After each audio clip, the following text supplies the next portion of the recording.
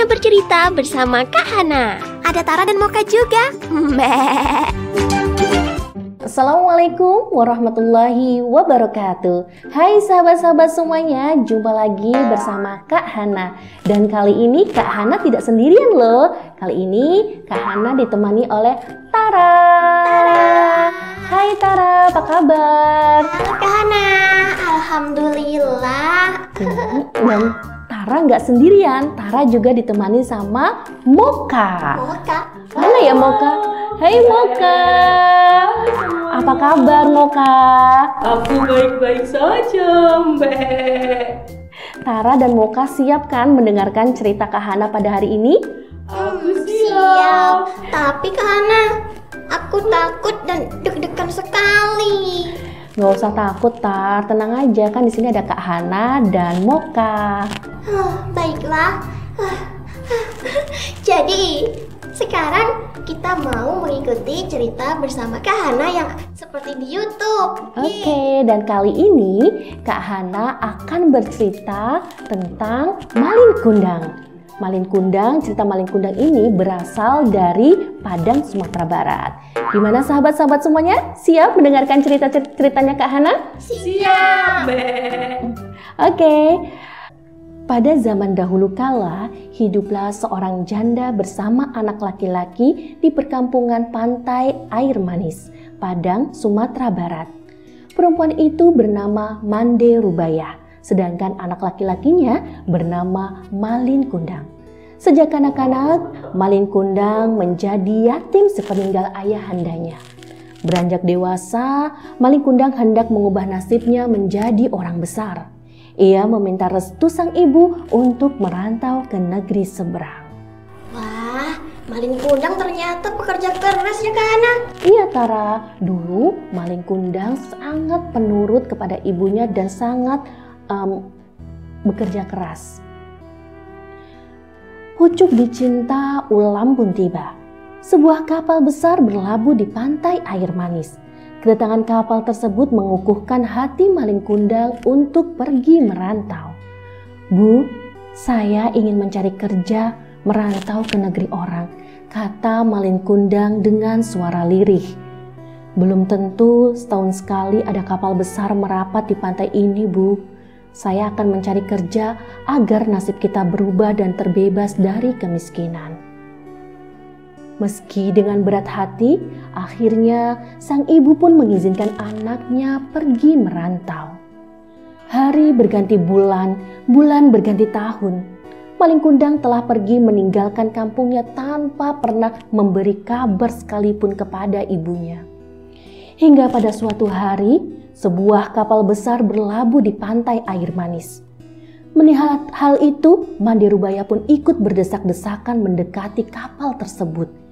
Ia sangat yakin bahwa lelaki muda itu adalah Malin Kundang. Tanpa canggung, ia langsung memeluk Malin erat-erat seolah takut kehilangan anaknya lagi. Lalu ia pun menyapa Malin dengan suara serak karena menahan tangis bahagia. Malin, anakku, mengapa begitu lamanya kau meninggalkan ibu? Malin terpana karena ia tak percaya bahwa wanita tua itu adalah ibunya. Sebelum sempat berpikir, istri Malin Kundang yang cantik jelita menghina ibu Malin Kundang yang merupakan mertuanya sendiri. "Cuy, wanita buruk inikah ibumu? Mengapa kau membohongi aku?" katanya.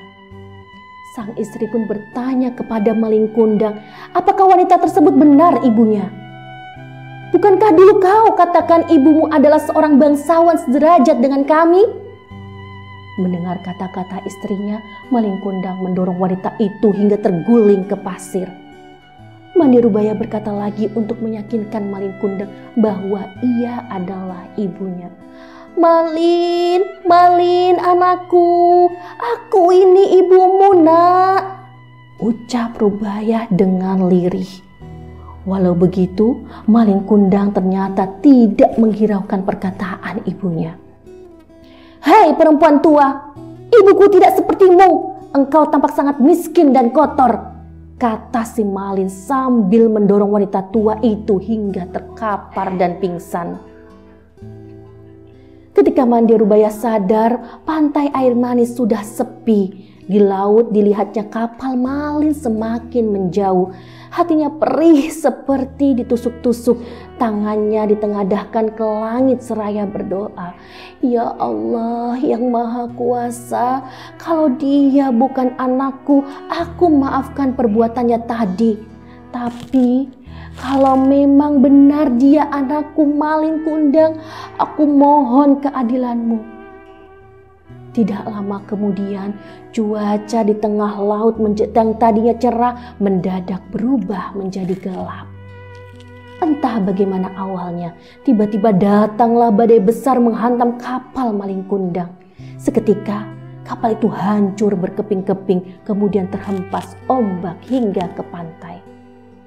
Keesokan harinya, di kaki bukit terlihat kepingan kapal yang telah menjadi batu. Itulah kapal Malin Kundang. Tak jauh dari tempat itu nampaklah sebongkah batu yang menyerupai tubuh manusia. Konon, itulah tubuh Malin Kundang, anak durhaka yang terkena kutukan ibunya menjadi batu. Di sela-sela batu itu berenang-renang ikan teri, ikan belanak, dan ikan tenggiri. Konon ikan-ikan itu berasal dari serpihan tubuh sang istri yang terus mencari Malin Kundang. Begitulah tadi cerita tentang Malin Kundang dari Padang, Sumatera Barat. Kak Hana, aku sedih sekali. Kak Hana juga sedih sekali membacakan cerita Malin Kundang beserta ibunya. Kenapa Malin Kundang jauh sekali sama ibunya? Padahal tadi aku sempat mengaguminya karena dia pekerja keras. Iya, karena Malin Kundang itu telah dibutakan oleh harta dan juga telah mendapatkan istrinya yang cantik, sehingga dia malu mengakui ibunya yang tua, renta, dan miskin itu sebagai ibunya. Sehingga Malin Kundang pun akhirnya menghardik ibunya karena dia malu terhadap istrinya. Moka tidak mau jadi Malin Kundang. Mbak. Ya, jangan sampai kita jadi anak durhaka seperti Malin Kundang ya Tara. Ya Moka, semoga kita semua menjadi anak yang penurut, anak yang soleh dan soleha, patuh terhadap ayah dan ibu. Benar, Tara jadi rindu sama ibu di rumah. Moka, bagaimana keadaan ibumu di rumah? Ibuku baik-baik saja Tara, tapi aku juga kangen sama ibuku. Aku pengen makan makanan ibuku. Gimana nih Kak Hana? Ya udah, kita pulang aja yuk.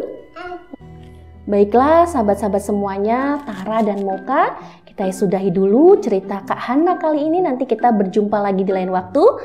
Demikian, semoga bermanfaat. Assalamualaikum warahmatullahi wabarakatuh. Waalaikumsalam warahmatullahi wabarakatuh. Dadah. Dadah, Mbak.